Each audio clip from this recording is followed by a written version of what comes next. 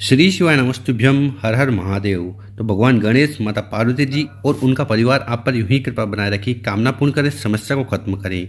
तो विशेषकर आज का जो उपाय है अगर आप करते हो ना, तो इससे आपकी हर प्रकार की जो कामना है, इच्छा है, वो पूर्ण होगी और धन से प्राप्ति से जुड़ी समस्या समाप्त होगी।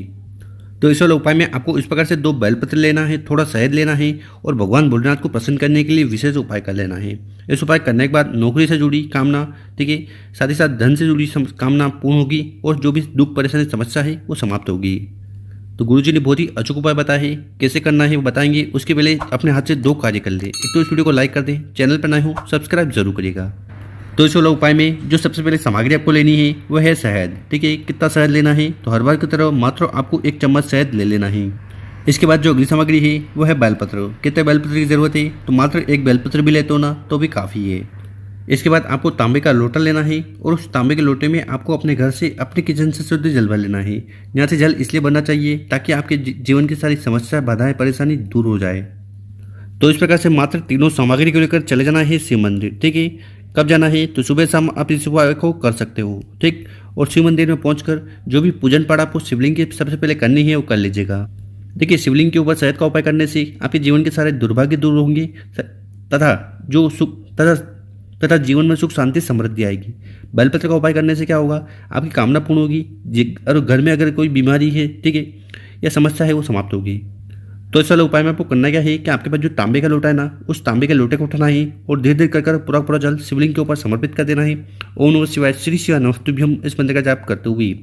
ठीक है, इसके बाद आपके पास जो बेलपत्र है, शहद है, इन्हीं से हमें उपाय करना है। तो सबसे पहले आपके पास है 2 बेलपत्र। तो उसमें से आपको पहला वाला बेलपत्र उठाना है और आपकी जो भी कामना है, इच्छा है, ठीक, वो पूर्ण हो जाए उसके लिए प्रार्थना करते हुए 1 बेलपत्र आपको माता अशोक सुंदरी वाली जगह पर समर्पित कर देना है।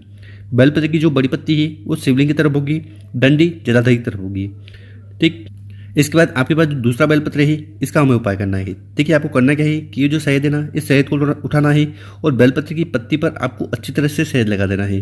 देखिए, भगवान भोलेनाथ को बेलपत्र बहुत ज़्यादा प्रिय है और उस पर अगर आप शहद लगा देते हो ना तो ये सर्वोत्तम हो जाता है। तो इस प्रकार से आपको बेलपत्र पर शहद लगा देना है। उसके बाद उस बेलपत्र को आपको अपनी कामना, इच्छा कहते हुए समर्पित कर देना है। देखिए, वो कामना व्यापार को लेकर हो सकती है, नौकरी को लेकर हो सकती है, घर में सुख शांति या धन प्राप्ति को लेकर हो सकती है। तो हर प्रकार की कामना पूर्ण हो जाए उसके लिए प्रार्थना करते हुए उसके लिए 2 बेलपत्र अलग अलग जगह पर समर्पित कर देना है। इसका और ये विशेष तरीके से उपाय कर लेना है। इतना कार्य हो गया। इसके बाद आपको शिवलिंग के पास जुट जाना है और भगवान भोलेनाथ, माता अशोक सुंदरी जी से प्रार्थना करना है कि आपके दिल की जो भी बात है, मुराद है, इच्छा है, मनोरथ है, उन्हें पूर्ण करें। ठीक, या अगर आप किसी भी बात को लेकर दुखी, परेशान हो, ठीक है, आपके जीवन में कुछ भी अच्छा नहीं चल रहा है, ठीक, तो वो समस्या समाप्त हो जाए, तो उसके लिए भी आपको विशेषकर प्रार्थना जरूर करना है। अब जानते हैं गुरु जी द्वारा बताया गया दूसरा उपाय। विशेषकर ये उपाय तो आपकी हर प्रकार की कामना तो पूर्ण करेगा ही करेगा, साथ ही साथ ऐसी कोई दिल की बात है जो कई दिनों से पूर्ण नहीं हो रही है, ठीक, या जीवन में किसी प्रकार का दुख है, परेशानी है, तो उसकी समाप्ति के लिए भी आपको ये उपाय करने से नहीं चूकना है। तो इस वाले उपाय में आपको जरूरत होगी बेलपत्र की। कितने बेलपत्र की जरूरत है? तो आपको गिनकर 5 बेलपत्र लेने हैं। कितने? 5, और प्रत्येक बेलपत्र कहीं से खंडित, टूटा फूटा ना हो।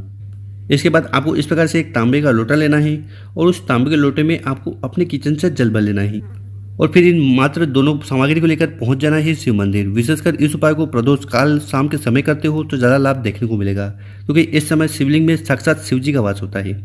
तो आपको शिव मंदिर चले जाना है और आपके पास है 5 बेलपत्र। तो आपको करना क्या है? प्रत्येक बेलपत्र को उठाना है और एक एक कर शिवलिंग के ऊपर समर्पित कर देना है, आपकी जो भी कामना है, इच्छा है, इसका स्मरण करते हुए। तो इस प्रकार से आपको 5 बेलपत्र को शिवलिंग के ऊपर समर्पित करते जाना है। इन बेलपत्र की जो डंडियाँ होगी वो जलाधारी की तरफ होगी, बड़ी पत्ती आपकी तरफ होगी। उसके बाद आपके पास जो जल का लोटा है ना, उसको उठाना है और धीरे धीरे कर पूरा पूरा जल शिवलिंग के ऊपर चढ़ा देना है। तो इस प्रकार से आपको दूसरा वाला उपाय जरूर करना है। जहाँ पर जल चढ़ाओगे तो बहता हुआ जलाधारी की तरफ से नीचे आएगा। इस जल को इकट्ठा कर आपको कंठ, मस्तक और नैनों पर लगाना है। ठीक, और अगर आपके घर में ऐसा कोई व्यक्ति है जो बीमार है, किसी बीमारी से परेशान है, तो फिर आपको करना क्या है कि 5 बेलपत्र उठा लेना है और अपने घर पर ले जाकर उस व्यक्ति को खिला देना है। ठीक है, और खिलाते समय आपको कुंदकेश्वर महादेव जी का स्मरण जरूर करवाना है। तो इस प्रकार से आपको विशेषकर उपाय करना है। गुरु जी का इस उपाय करने के बाद भगवान भोलेनाथ की कृपा से आपकी सारी समस्याएं, बाधाएं, जो बीमारी है वो समाप्त होगी और जो भी कामना है वो पूर्ण होने लगेगी। तो गुरु जी द्वारा बताया गया बहुत ही अद्भुत और विशेष उपाय है, कर जरूर देखिएगा। और मेरे प्यारे दोस्तों, अगर आपको वीडियो अच्छी लगी हो तो इस वीडियो को 5 लोगों के साथ व्हाट्सएप पर जरूर शेयर करें ओम नमः शिवाय, जय श्री महाकाल। मिलते हैं हम आपसे एक और नई वीडियो में।